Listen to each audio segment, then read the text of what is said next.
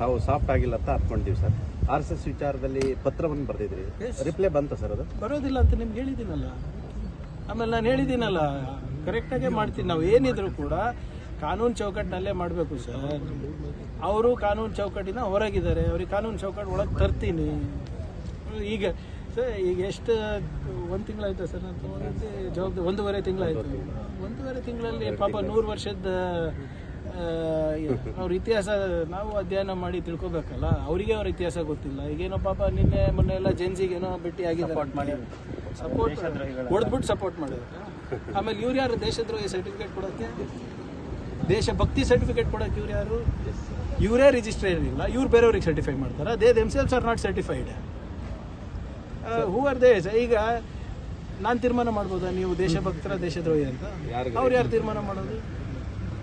ಅವ್ರೇನು ಸರ್ಟಿಫಿಕೇಟ್ ಕೊಟ್ಟು ಓಡಾಡ್ತಾ ಇದ್ದಾರೆ ಸರ್? ಈಗ ಪತ್ರಕ್ಕೆ ರಿಪ್ಲೈ ಬರಲಿಲ್ಲ ಅಂದ್ರೆ ಮುಂದೆ ಏನು ಸರ್? ನೀವು ವೆಯ್ಟ್ ಮಾಡ್ತೀವಿ 2 ತಿಂಗಳ ಸರ್ಕಾರ ಬಂದು. ಎಸ್ ಅದೇ ಸರ್ ನಾನು ಹೇಳಿದ್ನಲ್ಲ, ನಾನು ಕೊಟ್ಟಾದ್ಮೇಲೆ ಮಾತಾಡ್ಬೇಕಲ್ಲ. ಈಗ ನಾನು ಇವಾಗ ಇವೆಲ್ಲನೂ ಕೂಡ ಇಲ್ಲೇ ಡಿಸ್ಕಸ್ ಮಾಡಿದ್ರೆ ಪಾಪ ಅವ್ರಿಗೆ ಸರ್ಪ್ರೈಸ್ ಎಲಿಮೆಂಟ್ ಏನಿರುತ್ತೆ, ಲೀಗಲ್ ಎಲಿಮೆಂಟ್ ಏನಿರುತ್ತೆ?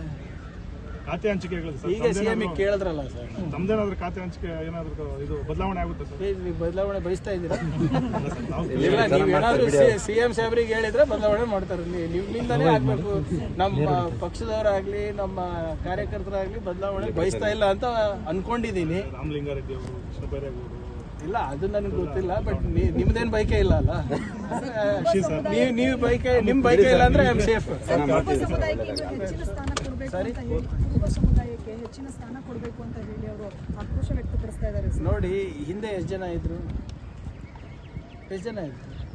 ಅಷ್ಟು ಜನನೇ ಮೇಂಟೈನ್ ಮಾಡ್ಕೊಂಡು ಹೋಗ್ತಾ ಇದೀವಿ. ನಾನು ಹೇಳ್ದಂಗೆ ಸಾಮಾಜಿಕ ನ್ಯಾಯ ಕೊಡಿಸೋದು ಭಾಳ ಕಷ್ಟದ ಕೆಲಸ. ಎಸ್ಪೆಷಲಿ ನಾವು 135, 140 ಇದ್ದಾಗ ಎಲ್ಲ ಸಮುದಾಯಗಳಿಗೆ ನ್ಯಾಯ ಕೊಡಿಸೋದು, ಪ್ರಾದೇಶಿಕ ನ್ಯಾಯ ಕೊಡಿಸೋದು, ಅನುಭವಕ್ಕೆ ನ್ಯಾಯ ಕೊಡಿಸೋದು, ಯುವ ಉತ್ಸಾಹಕ್ಕೆ ನ್ಯಾಯ ಕೊಡಿಸೋದು ಕಷ್ಟ. ಆದರೂ ಕೂಡ ಒಂದು ಪ್ರಾಮಾಣಿಕ ಪ್ರಯತ್ನ ನಮ್ಮ ಹಿರಿಯರಿಂದ ಆಗಿದೆ. ಅದು ಏನಾದರೂ ನ್ಯೂನತೆಗಳಿದೆ, ಲೋಪಗಳಿದೆ, ಅದನ್ನು ಕೂಡ ತಿದ್ಕೋತೀವಿ. Thank you sir. Prahlad Joshi ಅವರು ಸಹೋದರ ಗೋಪಾಲ್ ಜೋಶಿ ಅವ್ರ ಮೇಲೆ FIR ನೋಡಿ, ಇದು ನನಗೆ ಕೇಳಿದ್ರೆ ನಾವೇನು ಹೇಳಿ, ಈಗ ಯಾರೋ ಸಂತ್ರಸ್ತರು ಬಂದುಬಿಟ್ಟು ಕಂಪ್ಲೇಂಟ್ ಕೊಟ್ಟರೆ ತೊಗೊಳೋ ಜವಾಬ್ದಾರಿ ನಮ್ಮದು. FIR ಮಾಡಿದ್ದೀವಿ based as per the law. ಈ ಪ್ರಶ್ನೆ ನೀವು ಕೇಳಬೇಕಾಗಿರೋದು ಪ್ರಹ್ಲಾದ್ ಜೋಶಿ ಅವರಿಗೆ. ಅತ್ಯಾಚಾರಿಗಳೆಲ್ಲ ನಿಮ್ಮ ಸಂಬಂಧಿಕರಿದ್ದಾರೆ, ಮತ್ತೇನಾದರೂ ಅಂದರೆ ಅವರೇ ಹೇಳ್ತಾರೆ ಇಲ್ಲ ನನಗೆ ಅವ್ರಿಗೆ ಸಂಬಂಧ ಇಲ್ಲ. ಈಗಲೇ ಅವ್ರ ಹತ್ರನೂ ಹೇಳ್ತಾ ಇದ್ದೀನಿ ನೋಡಿ, ನನಗೆ ಅವ್ರಿಗೇನು ಸಂಬಂಧ ಇಲ್ಲ. ಪ್ರೆಡಿಕ್ಷನ್ ಈಗ ಹಿಂದೆ ಆಗಿಲ್ವಾ ಸರ್? ಇವರು ಯಾವುದೋ ನನಗೆ ನೆನಪಿರೋ ಹಾಗೆ ಯಾವುದೋ ಒಂದು ಬ್ಯಾಂಕ್ನಲ್ಲಿ, ಸರ್ಕಾರಿ ಬ್ಯಾಂಕ್ನಲ್ಲಿ ಇವರು ವಂಚನೆ ಮಾಡಿದಾಗ ಕೂಡ ಅದೇ ಹೇಳಿದರು. ಇದು ರಕ್ತ ಸಂಬಂಧಿಕರಿಗೆ ನಾವು ಇಲ್ಲ ಅನ್ನೋಕ್ಕಾಗ್ತದ?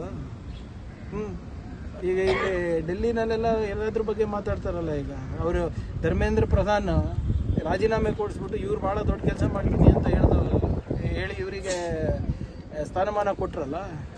ಕೊಡಲಿ, ಇದು it's their issue. Sir, toll ವಿಚಾರ ಕುಮಾರಸ್ವಾಮಿ ಅವರು ಟೋಲ್ ಕಟ್ಟಬೇಡಿ ಅಂತ ಹೇಳಿದ್ದಾರೆ.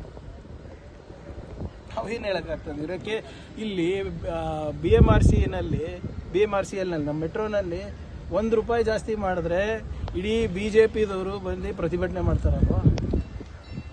ಹೆಂಗೆ ಜಾಸ್ತಿ ಆಯಿತು, ಏನಾಯಿತು ಅಂತ. ಈ ಟೋಲ್ಗಳಲ್ಲಿ ದರ ಜಾಸ್ತಿ ಮಾಡಿದ್ದಾರೆ, ಯಾರು ಕಾರಣ ಅದಕ್ಕೆ? ಎಲ್ಲಿದ್ದಾರೆ ಖಾಲಿ ಟ್ರಕ್ಗಳು? ಇವಾಗ ಎಲ್ಲಿ ಪ್ರತಿಭಟನೆ ಮಾಡ್ತಾ ಇದ್ದಾರೆ? ಎಲ್ಲ ಕಡೆ ಲೈಸೆನ್ಸ್ ರಿನ್ಯೂವಲ್ ಆಗದೆ ಕೂಡ ವಸೂಲು ಮಾಡ್ತಾರಂತ. Sir, why are you asking me central government question? ನೀವು ಹಿಂಗೆ ಕೇಳ್ತೀರಾ, BJP ನಾನು ಉತ್ತರ ಕೊಡ್ತೀನಿ, ಮತ್ತು BJP ಅವರು ಸಂಬಂಧಪಟ್ಟಲ್ಲ ವಿಚಾರಕ್ಕೆ ಮಾತಾಡ್ತೀರಾ ಅಂತಾರೆ. ಅವ್ರಿಗೆ ಕೇಳಿ ಸರ್, ಟೋಲ್ ಇರೋದು ಯಾರ್ದು? NHA ಯಾರು ಅಂಡರ್ ಬರೋದು? ನಮ್ಮ BJP MPಗಳಿಗೂ ಪ್ರಶ್ನೆಗಳು ಕೇಳಿ, ಎಲ್ಲ ಪ್ರಶ್ನೆಗಳು ನನಗೆ ಕೇಳ್ತಿರಲ್ಲ. ನಾನಂತೂ ನೀವು 3 ದಿನದಿಂದ ನೀವು ಹೇಳಿದ್ರೆ ಲಿಂಕ್ ಕಳಿಸ್ತೀನಿ ಅಂತ ನನಗೆ.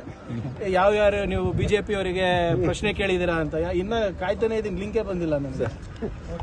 BJP